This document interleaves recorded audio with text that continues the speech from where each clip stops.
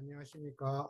오늘은 유리섬유보강은 네 번째 영상으로 부록 1편입니다.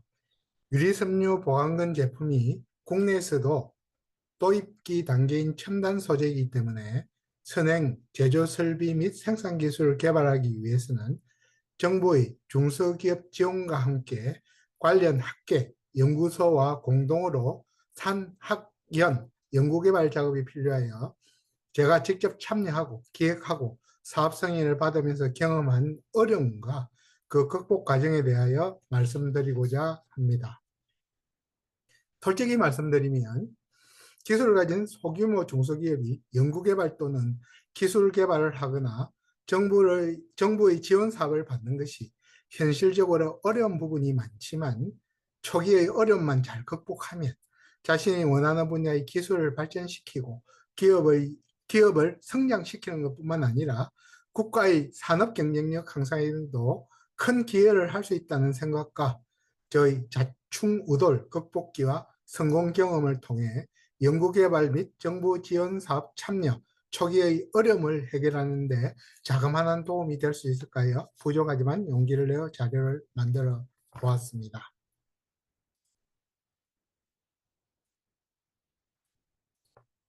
먼저 제가 생각하고 있는 산업계 시각에서의 산학력 연구개발 사업의 기본적인 구조를 말씀드리겠습니다.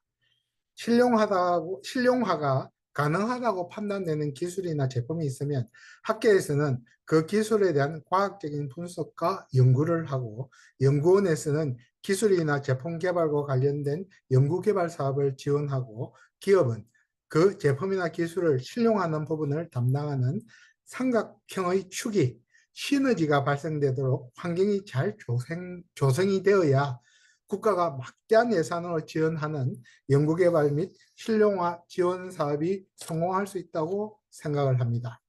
우리나라 연구개발 및 지원 사업은 중소벤처기획부, 재정기획부, 국토교통부 등 정부 조직이 사업을 기획하고 생산기술은 탄소산업진흥원 등 연구원과 대학교가 연구개발 및 지원 사업을 수행하고 있으며 코트라, 무역협회, 각 지역 거점, 테크노파크, 산업단지 공단, 관련 협회 등에서 기업체의 기술 상담, 특허, 수출, 홍보 등 다양한 지원 사업을 진행하고 있습니다.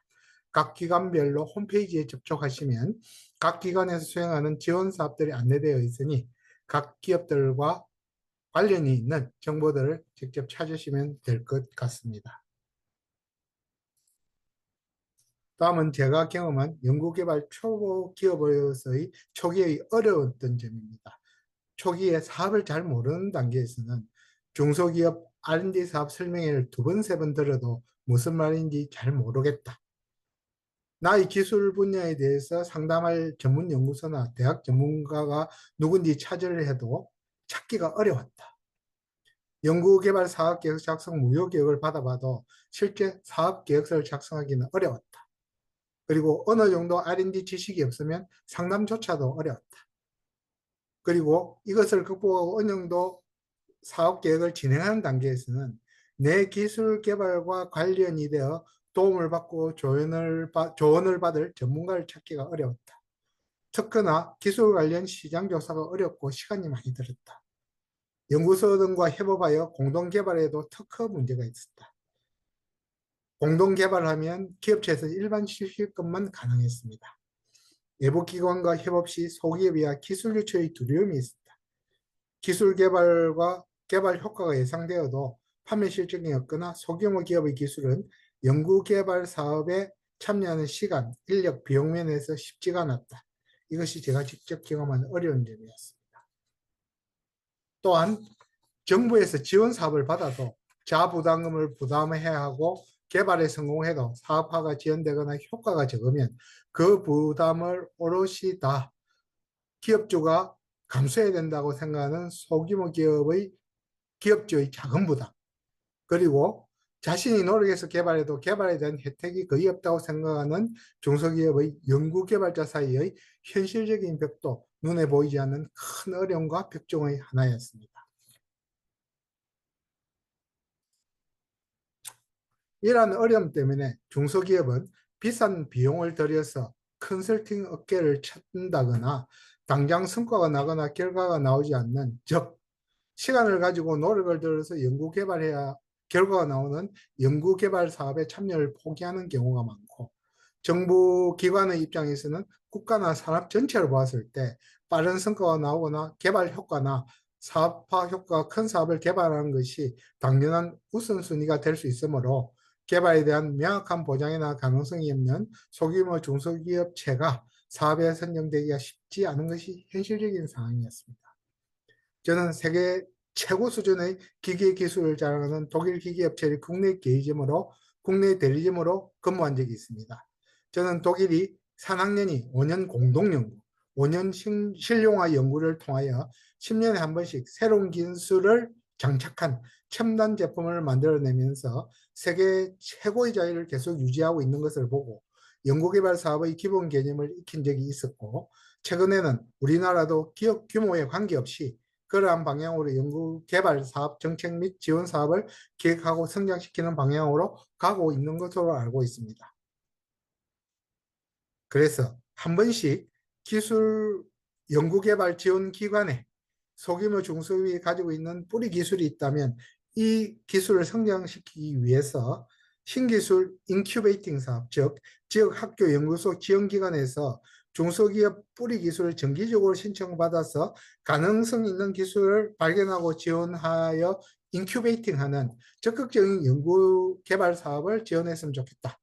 그리고 각 관련 기술별 정보와 전문가를 매칭할 수 있는 데이터베이스를 구성하면 좋겠다. 산업계에서 기술을 가진 은퇴자들을 멘토로 지원하는 사업이 있으면 좋겠다는 건의를 들은 적이 있고, 점차 그러한 방향으로 가지 않겠느냐는 기대도 가지고 있습니다.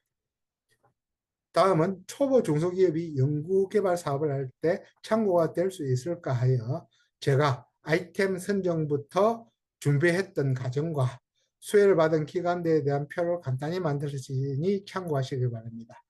먼저 내가 연구하고자 하는 제품이나 공정, 이러한 부분에 대한 자체적인 기술에 대한 확신과 준비, 이것이 기초적으로 준비가 되면 연구 개발 사업을 준비하고 지원 사업을 받아서 실용화 사업을 진행하는 그 과정들과 그때 관여했던 기업체들을 참고로 적어 보았습니다. 그리고 마지막으로 제가 연구개발 사업을 처음 진행하면서 왼쪽 편에는 경남 테크노파크에서 고맙게도 상담을 통하여 연구개발 업무의 기본적인 개념과 할 일의 방향을 정리해 본 내용들입니다. 그리고 오른쪽에는 중소기업 지원 사업을 지원하는 기관, 지원 자격, 예산, 지원 시기, 주무 부처별로 제가 정리하였고, 그렇게 정리된 지원 사업 중에서 내가 할 수 있는 사업을 정리하고 찾아서 사업을 진행한 결과 약 18억 원 정도의 정부 지원금을 받아서 기술 개발 및 사업화를 진행할 때 사용한 지원 기초 사업 자료를 참고가 될까 하여 첨부하였습니다. 감사합니다. 다음 5편에서는 유리섬유 보강근 제조 설비 및 제품이라는 주제로 다시 뵙도록 하겠습니다.